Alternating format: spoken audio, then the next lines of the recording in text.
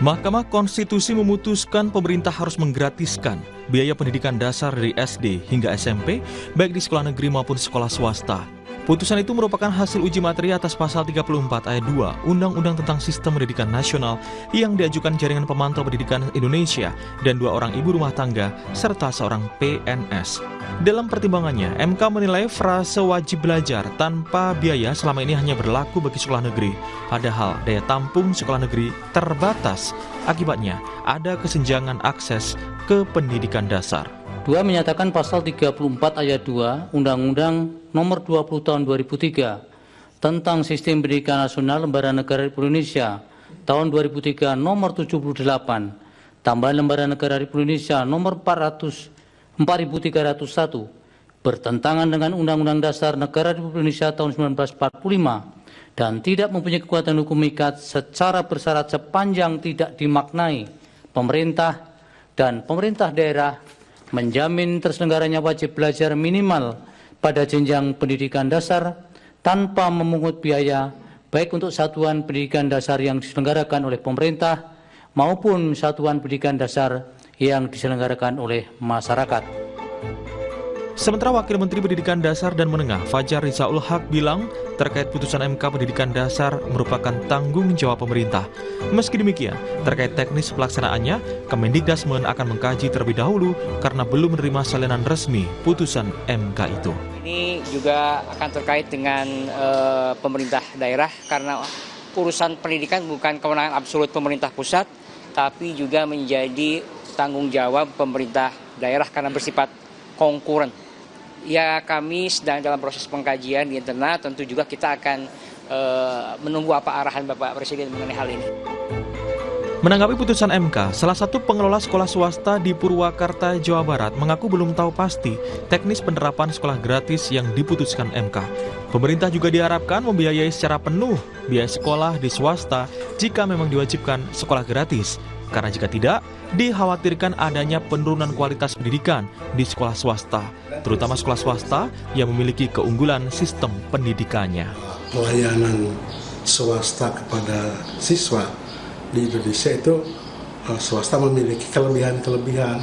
Yang pertama, untuk membayar gaji guru, karyawan, terus memelihara fasilitas, menyediakan alat-alat pembelajaran.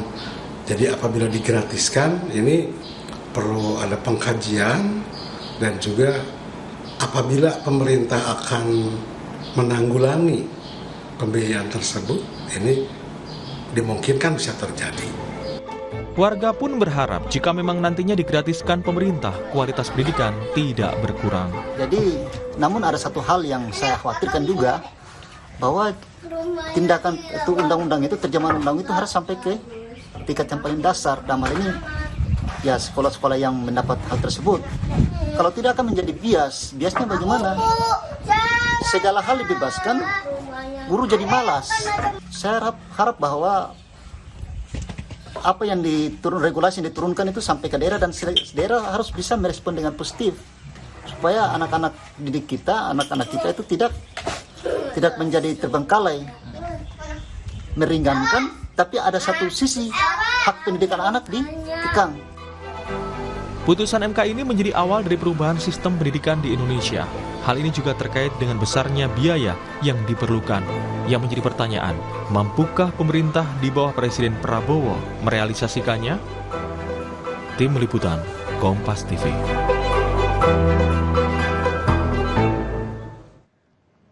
Saudara, putusan Mahkamah Konstitusi yang menggratiskan biaya sekolah negeri dan swasta menuai sorotan. Pendidikan dasar memang merupakan tanggung jawab pemerintah. Tetapi putusan MK ini berkaitan dengan besarnya anggaran yang dibutuhkan dan pengaruh kualitas pendidikan yang dihasilkan, terutama di sekolah swasta. Yang menjadi pertanyaan selanjutnya, mampukah pemerintah merealisasikannya? Pagi ini kita akan bahas bersama sejumlah narasumber. Saya melalui sambungan daring sudah hadir pakar pendidikan sekaligus Wakil Rektor 1 Universitas Negeri Surabaya atau UNESA, Pak Martadi, dan juga ada Wakil Ketua Komisi 10 DPR dari fraksi PDI Perjuangan, ada Bu Mai Esti Wijayanti. Selamat pagi Pak Martadi dan juga Bu Esti. Selamat Selamat pagi, pagi, Pak Disti. Mbak Niti. Selamat Selamat pagi, Pak pagi, Bu Martadi. Esti. Oke. Sehat, Ibu.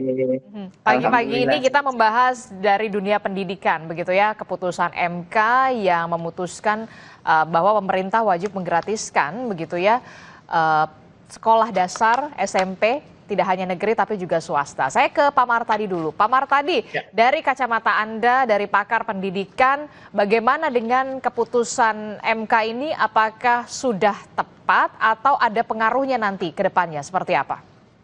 Ya, kalau saya lihat keputusan MK ini sebenarnya kan bukan hal baru ya. Sebelumnya juga pernah terjadi di tahun 2013 ketika MK memutuskan pasal 50 ya, ayat 3 Undang-Undang Sisdiknas tentang RSBI. Karena saat itu kata kuncinya adalah adanya kesenjangan akses ya untuk mendapatkan layanan pendidikan yang bermutu. Karena waktu itu RSBI menjadi sesuatu yang eksklusif. Lalu kemudian hari ini di tahun 2025 hal yang sama terutama terkait dengan pasal 3 ya ayat 2 yang di situ menyatakan bahwa frasenya wajib belajar pada jenjang pendidikan dasar tanpa memungut biaya. Ini sesungguhnya sudah tepat keputusannya karena memang sejalan dengan amanah Undang-Undang Dasar pasal 31 ya ayat 1 dan ayat 2. Memang di situ pemerintah harus hadir untuk memastikan semua anak mendapatkan layanan pendidikan. Ya, dan pemerintah harus membiayai. Itu kata kunci. Artinya apa? Di dalam Undang-Undang Dasar 45 pasal 31 memang tidak disebut ada sekolah negeri atau sekolah swasta. Artinya semua pendidikan itu pemerintah harus hadir. Lalu kita lihat di Undang-Undang Sisdiknas yang pasal 34 ini memang terkesan bahwa hanya pendidikan negeri saja yang kemudian gratis, sementara pendidikan swasta tidak gratis. Nah ini kemudian hari ini kita sadar bahwa kapasitas daya tampung sekolah negeri itu terbatas. Terbatas, betul. Sementara jumlah anak yang harus mengikuti wajib belajar sesuai dengan amanah undang-undang itu jumlahnya lebih besar. Nah sehingga mereka terpaksa dan dipaksa untuk masuk ke sekolah swasta yang berbiaya. Nah inilah kemudian yang menurut saya menimbulkan ketidakadilan karena pemerintah undang-undang memaksa semua anak mendapat layanan pendidikan dan itu harus dibiayai oleh negara, tetapi masih terdapat sebagian anak yang belum mendapatkan layanan pendidikan itu dan mereka harus membayar sendiri. Ini menurut saya sebuah keputusan yang tepat dalam konteks ini. Tetapi ada implikasi, ya ada implikasi tentu. Implikasinya apa? Implikasinya pertama ini semakin menempatkan sekolah swasta itu sebagai bagian dari sistem pendidikan nasional. Jadi pemerintah itu, Kementerian Pendidikan itu bukan hanya untuk sekolah negeri, tetapi untuk sekolah negeri dan untuk sekolah swasta. Sehingga sekolah swasta semakin dipertegas perannya sebagai bagian dari sistem pendidikan nasional. Kemudian implikasi yang kedua adalah memang pasti akan persoalan biaya. Ya. Itu yang saya tadi mau tanyakan sebenarnya soal biaya. Menyiapkan biaya yang lebih besar. Sementara bos yang diberikan oleh pemerintah, sementara ini hanya mampu untuk mengcover biaya operasional. Sementara di sekolah itu ada biaya operasional, biaya personal, gaji guru, ada biaya investasi, ada biaya untuk gedung dan sebagainya. Nah ini yang harus dipikirkan bersama agar kemudian ketika nanti sekolah betul-betul didorong untuk ikut bagian dari wajib belajar yang menggratiskan, mereka tidak downgrade tadi, tidak mengalami penurunan kualitas. Nah pemerintah dalam hari ini kementerian harus merumuskan betul kriteria sekolah yang tidak termasuk kategori tertentu tadi yang tadi Bu Esti sebut tadi. Oke, tapi sebelum sampai ke situ ya betul yang menjadi pertanyaan selanjutnya adalah soal yang harus dipikirkan oleh negara atau pemerintah adalah soal pembiayaannya begitu ya Bu Esti ya. Karena kan anggarannya pasti besar sekali begitu ya karena pemerintah harus hadir begitu wajib hadir untuk bisa memberikan layanan pendidikan kepada seluruh anak Indonesia, utamanya di pendidikan dasar begitu. Nah, kalau dari DPR sendiri, bagaimana ini kalau soal pembiayaan? Pasti yang menjadi pertanyaan, bisa nggak nih terrealisasi setelah ada putusan MK ini? Ya, Mbak Anisti, terima kasih. Saya menyambung apa yang sudah disampaikan oleh Prof. Martadi tadi.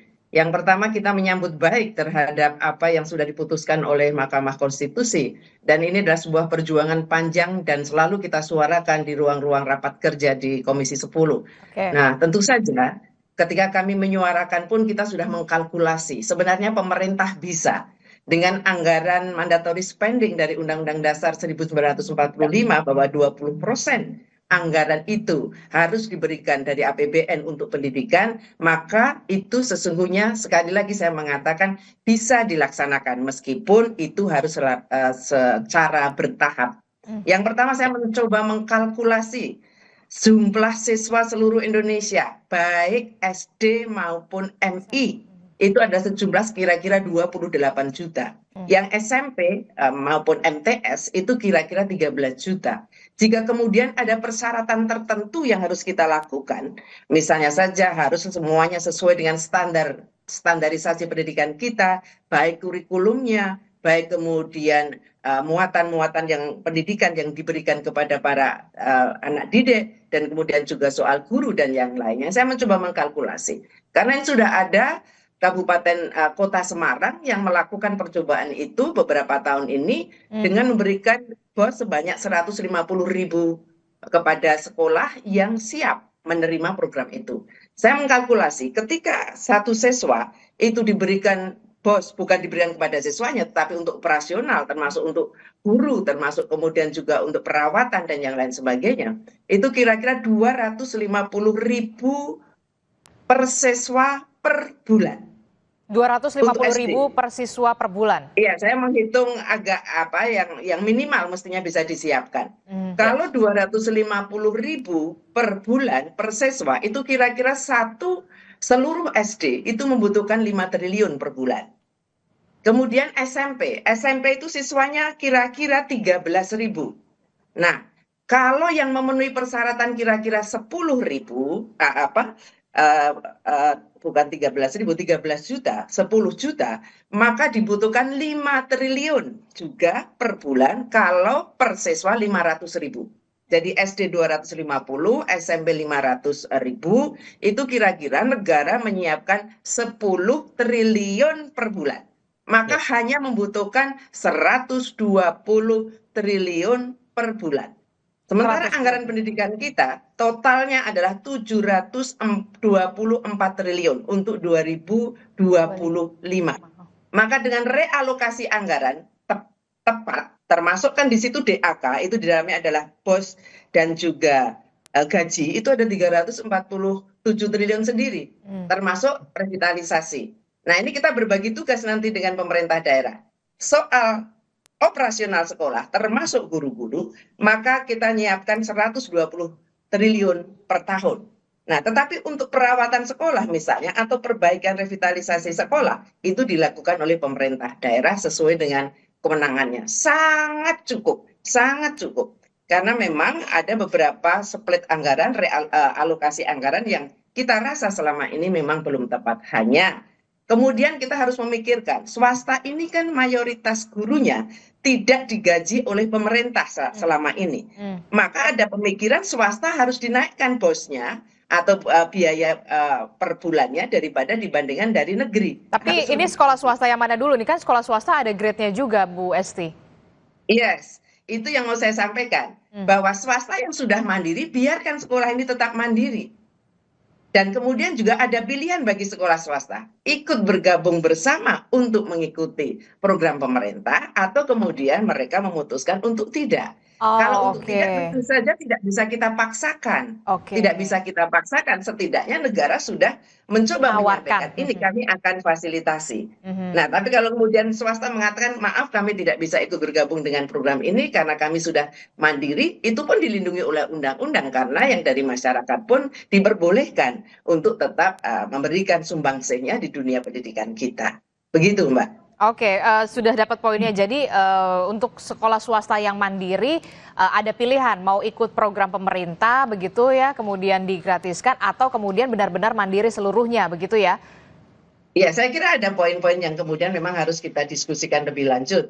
Mandiri atau hanya mendapatkan 100% mandiri atau bos yang kemudian tentu sangat berbeda dengan yang harus kita berikan kepada sekolah-sekolah yang bersiap bergabung untuk program sekolah gratis pendidikan dasar. Begitu, Mbak. Oke, bagaimana Pak Martadi melihat penjelasan dari Bu Esti tadi? Kira-kira ada sekolah swasta yang memang benar-benar mandiri begitu ya, jadi diberikan pilihan kalau mau ikut boleh, kalau tidak apa-apa begitu. Apakah nanti yang mungkin ada juga pertanyaan nanti, wah nanti jangan-jangan ada kualitas pendidikannya yang berbeda nih. Biasanya kualitasnya di sini, kemudian nanti ada yang digratiskan, mungkin ada kekhawatiran juga akan penurunan atau downgrade kualitas begitu. Apa yang bisa difikirkan atau seperti apa nantinya kira-kira menurut Anda dari pakar pendidikan Pak Martadi? Ya, tadi betul yang disampaikan Bu Esti ya, bahwa di keputusan MK itu kan tidak berlaku untuk semua sekolah swasta. Sekolah-sekolah swasta dalam kategori tertentu masih dimungkinkan untuk bisa menarik. Tadi disebut dengan istilah sekolah swasta yang mandiri. Memang PR-nya kita yang harus diformulasikan adalah sekolah swasta disebut mandiri itu seperti apa? Apakah yang SPK ataukah yang dia menarik biaya dengan jumlah tertentu misalnya gitu ya, sehingga nanti harus ada penawaran kepada pihak sekolah swasta mana yang mereka ingin ya bergabung dengan program ini. Tentu ketika mereka menyatakan bergabung harus mendapatkan tadi hak-hak ya yang diberikan pemerintah agar kualitas pendidikan yang diselenggarakan tidak mengalami penurunan kualitas gitu ya. Tetapi sekolah-sekolah yang selama ini memang sudah punya kurikulum khusus, punya program khusus, kemudian segmentasinya juga menuntut kualitas yang tinggi, maka menurut saya mereka juga jangan dipaksa untuk ikut program ini, bahkan mereka diberi pilihan.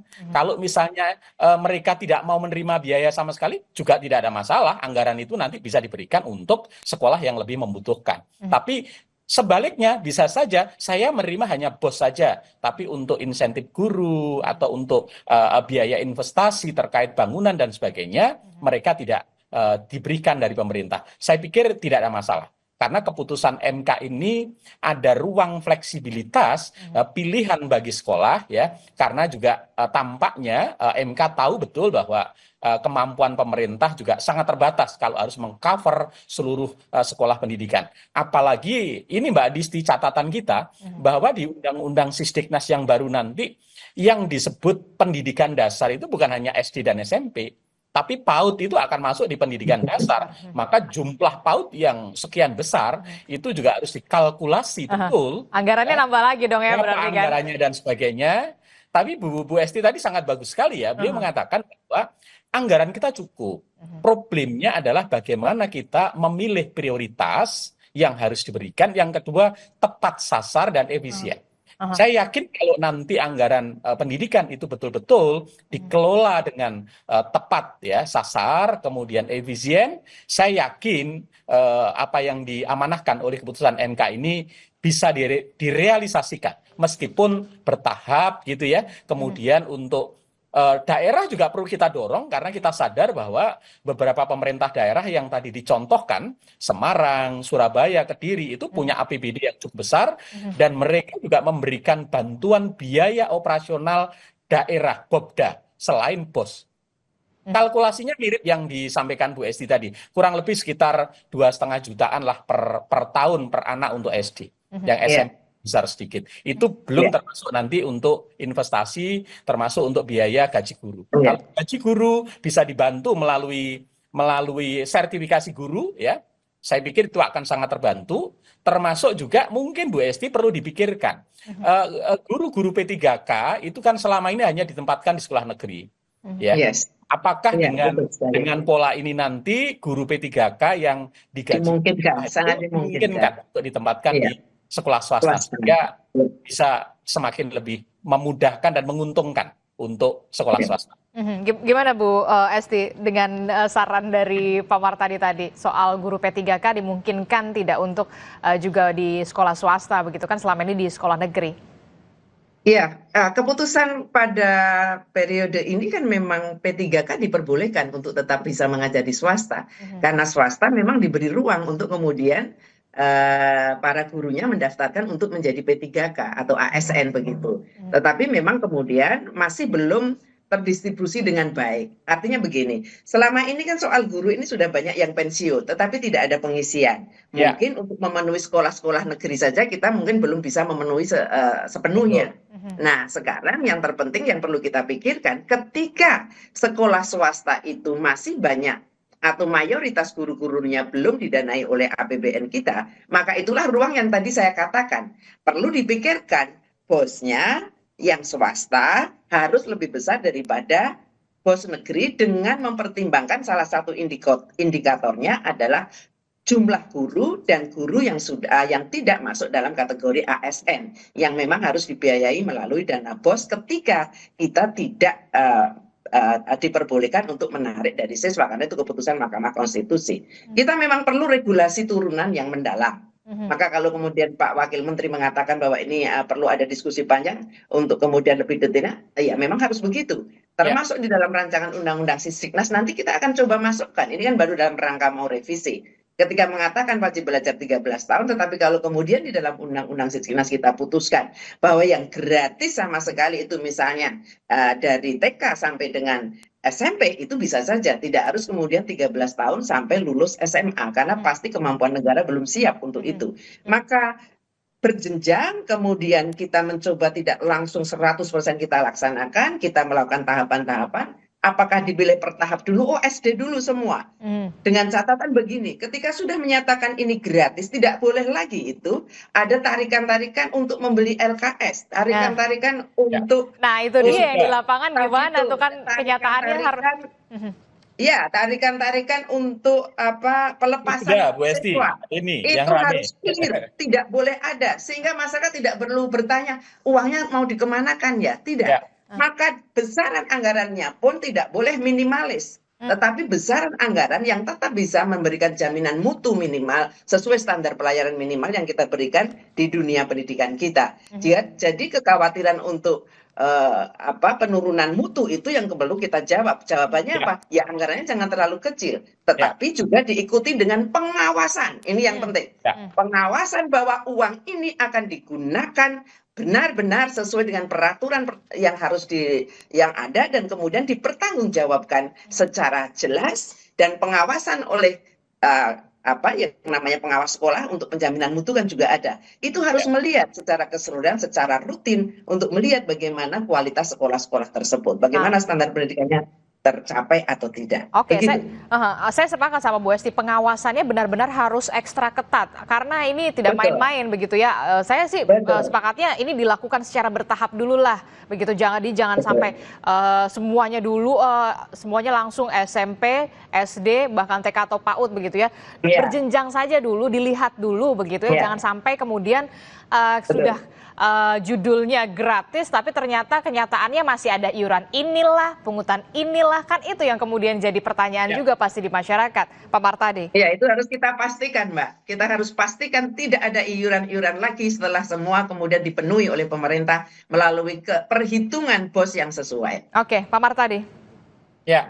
Ya, saya pikir betul ya. Jadi sekali lagi tantangan kita ketika nanti pertama adalah komitmen ya. Komitmen anggaran yang menjadi amanah Undang-Undang 20% harus clear ya. Itu harus dijalankan baik di tingkat pemerintah pusat sampai di daerah.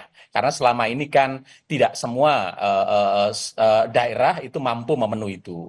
Yang kedua adalah prioritas, sehingga anggaran yang terbatas tadi harus betul-betul bisa dialokasikan kepada sekolah-sekolah untuk memenuhi ya kebutuhan bukan minimal, tetapi kebutuhan yang relatif bisa memastikan pendidikan yang bermutu. Karena hari ini isunya bukan orang tua itu bukan sekedar anak sekolah, tetapi sekolah yang bermutu gitu ya. Maka itu yang dipikirkan.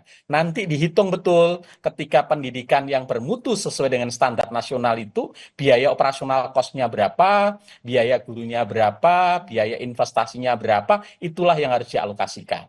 Tidak harus semua sekolah dulu, tetapi penting dipikirkan mana sekolah-sekolah yang sudah mandiri dulu, jangan menjadi prioritas. Mana sekolah-sekolah yang harus betul-betul dialokasikan dalam waktu dekat, tetapi dipenuhi dengan penuh. ya, sehingga kita bisa memastikan layanan pendidikan di sekolah itu sesuai dengan standar nasional, ya. Ya, Ya, itu sesuai dengan penting standar tadi, nasional saya karena kan ya kita lihat saja ya, standar beda lah pendidikan nasional. sekolah-sekolah di kota-kota besar dengan sekolah-sekolah di perbatasan, sekolah-sekolah di pedalaman, bahkan kita merasa sedih ketika fasilitasnya kok seperti ini begitu. Apakah mereka merasa aman atau nyaman bisa menempuh pendidikan, itu yang kemudian juga harus difikirkan begitu Pak Martadi dan juga Ya, Bu Esti. betul. Ya, saya kira demikian, Mbak. Jadi memang keputusan ini adalah keputusan yang sangat baik dan memang harus ada perencanaan untuk pelaksanaannya. Karena memang ini bersifat final dan harus dilaksanakan. Sehingga tahapan untuk melakukan keputusan MK ini harus segera mulai didiskusikan dan kemudian kita akan lihat bagaimana prosesnya nanti atau berapa tahun kemudian akan kita totalkan selesai betul-betul SD SMP ini kita gratiskan, tidak ada lagi beban dengan catatan tertentu, termasuk soal standar pendidikan yang harus terpenuhi, termasuk kurikulum yang sesuai ditetapkan oleh pemerintah dan yang lain-lain sebagainya. Termasuk juga fasilitas juga di fasilitas sekolah harus masing-masing itu. begitu ya, apalagi sekolah-sekolah di Maka saya daerah-daerah menghimbaunya terpencil. tadi minimal 250.000 itu sudah dalam masuk kategori bahwa fasilitas pendidikannya dengan rata-rata misalnya siswa 100 anak per sekolah untuk SD itu saya kira memungkinkan. Kalau bisa lebih ya lebih baik untuk bisa kita lakukan itu. Oke, itu artinya dalam waktu dekat akan segera melakukan rapat kerja bersama dengan Kemendikbudrismen untuk membahas ini secara detail, mekanismenya akan seperti apa ke depannya. Pasti. Ya, Komisi 10 sudah merencanakan minggu pertama kita masuk di masa sidang berikutnya ini, kita akan segera mengundang Kemendikbudrismen. Karena ada isu-isu krusial, tentu saja yang utama adalah mengenai keputusan Mahkamah Konstitusi. Dan saya kira Dikbudrismen juga sudah mulai melakukan perencanaan untuk kemudian berhitung berapa kebutuhan yang harus disiapkan dari APBN kita untuk kemudian itu bisa terlaksana dengan baik, dengan tahapan-tahapan yang kemudian bisa kita lakukan sesuai dengan kemampuan fiskal kita, begitu. Termasuk juga saya titip soal kesejahteraan guru dan juga para pendidik begitu ya, Bu Esti. Terakhir Pak Martadi, apa yang kemudian bisa disampaikan oleh Bu Esti begitu ya, nanti akan ada rapat kerja juga bersama dengan Kemendikbudrismen. Apa kira-kira yang menjadi tantangan ke depannya dalam beberapa poin jangka pendek dan juga jangka panjang ketika memang keputusan MK ini akan segera direalisasi secepatnya?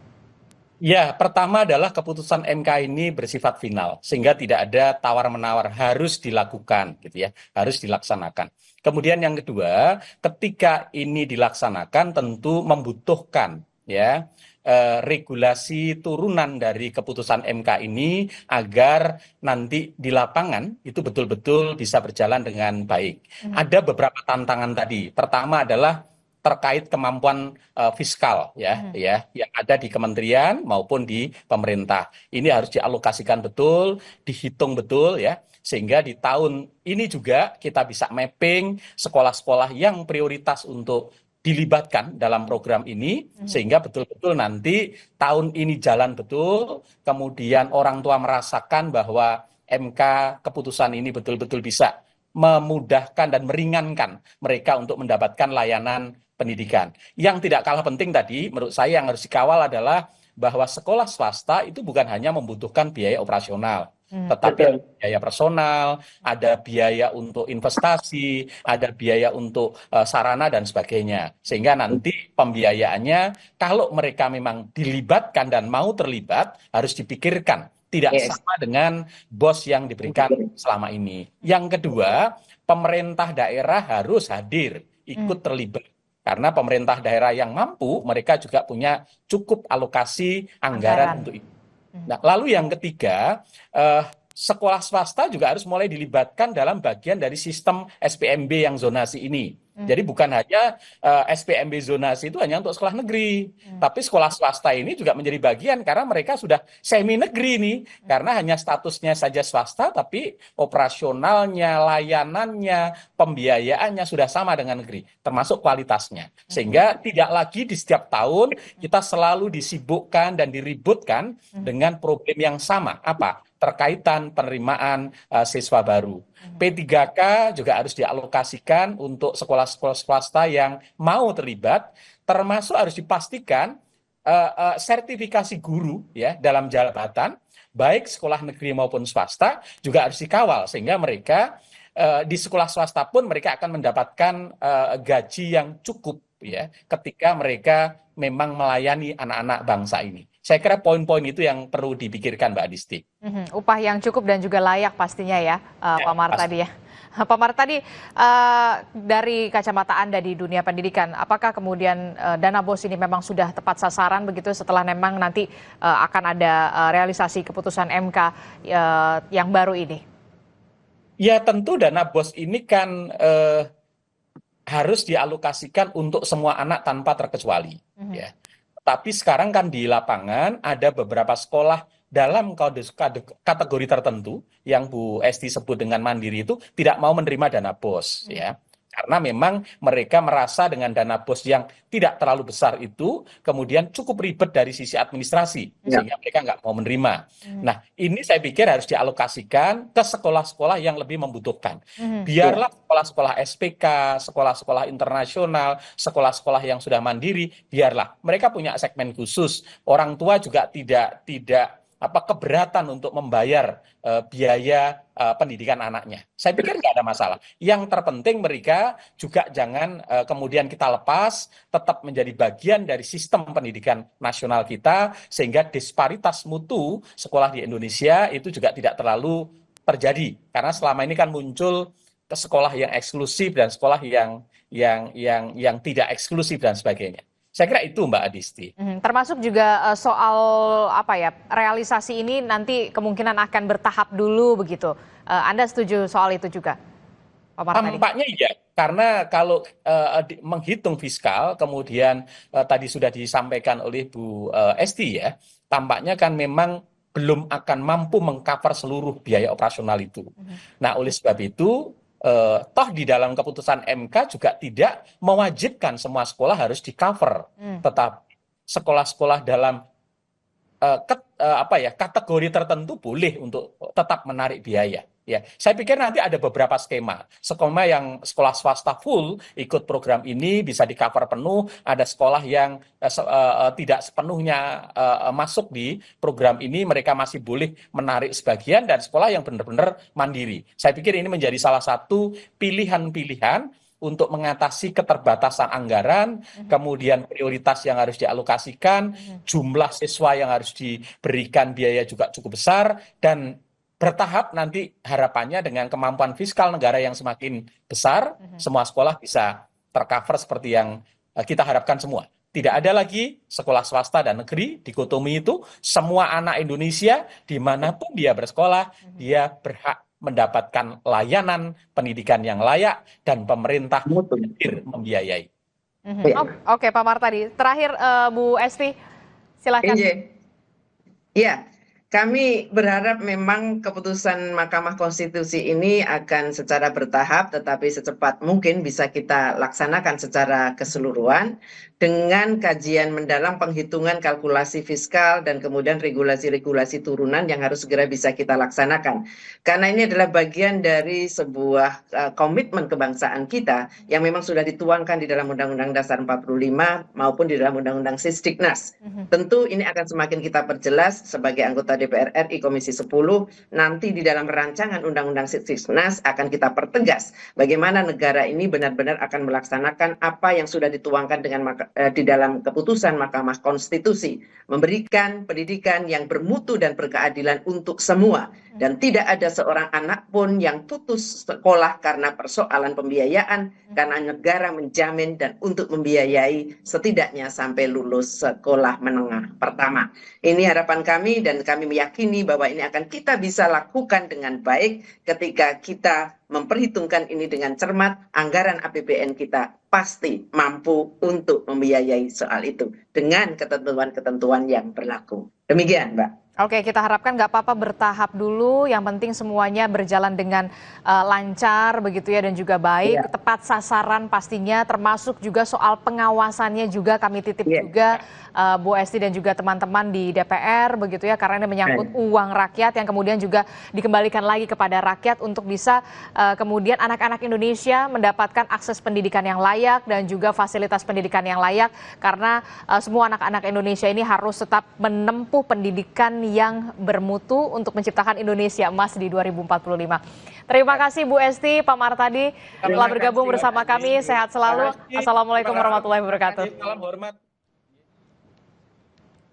Saudara, informasi lainnya masih akan kami hadirkan usai jeda. Menteri Agama Nasaruddin Umar dan rombongan Amirul Hajj tiba di Jeddah untuk memastikan pelaksanaan ibadah haji berlangsung lebih baik.